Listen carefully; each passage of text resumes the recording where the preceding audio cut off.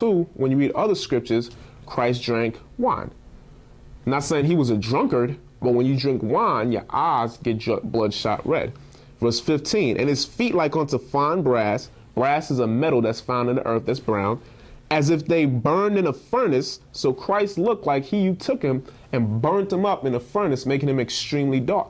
Showing you that what? Christ, who was an Israelite or a Jew, was a so-called black man. Further proving that the Jews are so-called black people. And the prophets that wrote the book, the Bible, were Jews, or in other words, Israelites, so-called black people, your people, American Negroes, West Indians, and Hispanics. So now let's get into this, a little bit of history on Islam. This book is From Babylon to Timbuktu, and it goes into history of different races, so on and so forth. All right, when you go into, like I said, Muhammad learned his teachings from the Israelites or the Jews that were in Arabia at the time. And he switched it around and mixed it up and created Islam. Let's prove that through the history. This is page 49 in this book. It said Muhammad, right, who we're talking about, the man that founded Islam, right, tried to construct his religion as closely as he could after the Jewish religion, all right?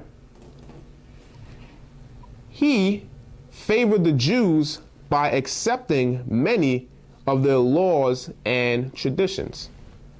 When the Jews refused to be converted, he commanded his followers to stop turning to the holy city of Jerusalem in prayer, but rather to turn to the city of Mecca. In other words, what it's saying is that he created his new religion. He brought it to the Jews that were around at the time, our ancestors, our forefathers, American Negroes, West Indians, and Hispanics. And they said, no, we're not going to accept that new religion. We have our own traditions and beliefs based on the Bible from our fathers. But what happened, so then he got angry and went against them. But what happened when you read in the Bible, the Israelites or the Jews used to turn to Jerusalem to pray. So in the beginning, Muhammad's followers did the same thing since they were following the traditions of the Jews, where Islam evolved from. But when they didn't want to accept it, he said, no, we're not going to pray to Jerusalem anymore. We're going to pray towards the city of Mecca. All right, let's get 1 Kings to prove what I just said. 1 Kings chapter 8 about the Jews, the Israelites praying towards Jerusalem in their prayer. This is 1 Kings chapter 8. I'm going to start from verse 22. This is King Solomon, one of the greatest Israelite kings, about to send up this prayer. This is 1 Kings 8:22. And Solomon stood before the altar of the Lord in the presence of all the congregation, or all the people of Israel, and spread forth his hands. Because back in the day, in ancient times, that's how people would pray. They'd spread forth their hands and pray to the Lord.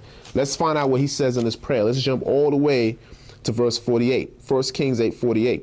And so return unto thee with all their heart. So Solomon is saying, look, if the Israelites, they sin, they go away and be wicked, but then they return to you, Lord, with all their heart and with all their soul in the land of their enemies, which led them away captive, and pray unto thee toward their own land, which is the land of Israel, which thou gavest unto their fathers, the city, which is the capital city of Israel, Jerusalem, which thou hast chosen, and the house which I have built for thy name, the house being the temple. So it's showing that what? In Israelite tradition, in Jew tradition, who had stayed before the real Jews are black, they're our ancestors, the Jews or the Israelites would pray towards Jerusalem. But when Muhammad saw that the Jews didn't want to follow his religion, he told his followers, don't pray towards Jerusalem anymore, like I originally told you. Pray towards Mecca now. Let's read that part one more time. It says, when the Jews refused to be converted, he, meaning Muhammad, commanded his followers to stop turning to the holy city of Jerusalem in prayer, but rather to turn to the city of Mecca. He changed the Jewish Yom Kippur, the Day of Atonement, or fast day, which he had accepted for the month of Ramadan. So now the Israelites had a day, which was the Day of Atonement, where they fasted for their sins for the whole day. So now Muhammad took that and switched it around and created Ramadan, which is a month where the Muslims are supposed to fast. All right, are supposed to fast for that month. So he got it from the Israelite Day of Atonement. Let's read on. Muhammad changed the Jewish Sabbath from Saturday to Friday, showing that what? The Israelites or the Jews, their Sabbath, their day of worship was on Saturday. But now when Muhammad came along, all right, and created Islam, he took that and switched it around and said, what, our worship day, the Muslim worship day, is going to be on Friday. Showing that what? Muhammad didn't get some great revelation from the angel Gabriel or whatever. He learned the customs of the Israelites, our forefathers, the Jews, our forefathers, the real Jews are black, right? And mixed them around to create his own religion. Let's read on. It says, we have another parallel with Christianity. In the 4th century, the church changed the Sabbath to Sunday and reorganized its calendar to make Easter separate from the Passover. So it's just saying when you go into the Bible, the Sabbath day is really Saturday, but many modern day so-called Christian churches celebrate it on Sunday. And it's giving you the history that this was changed during the 4th century by the church. But let's finish up on Islam.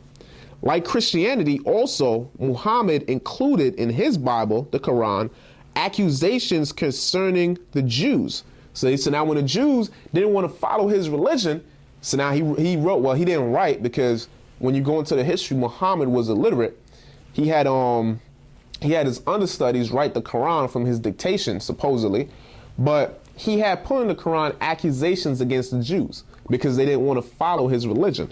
It says, nevertheless, the Quran glorifies many biblical personalities, or the Quran speaks favorably of many of the men in the Bible. Let's get another book to prove that what?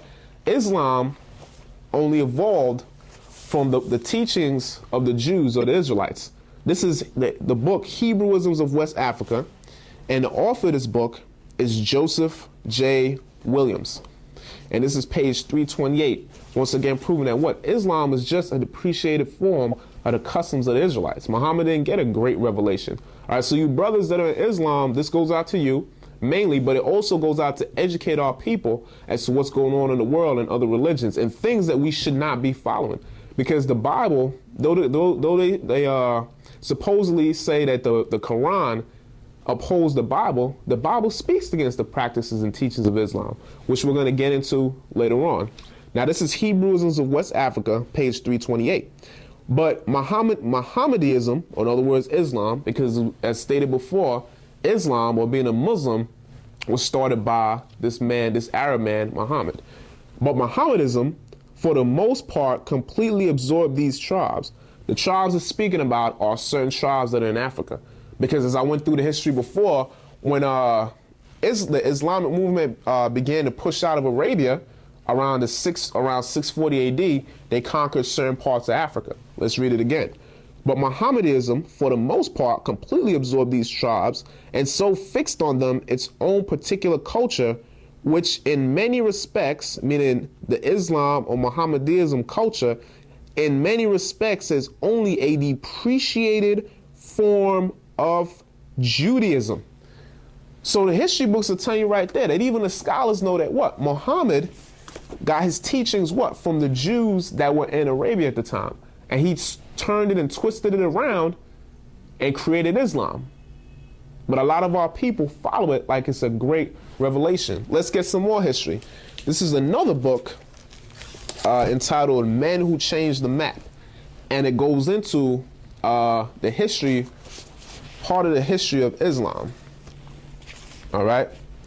And the authors are Eric Berry and Herbert Best. So let's go into it. Now,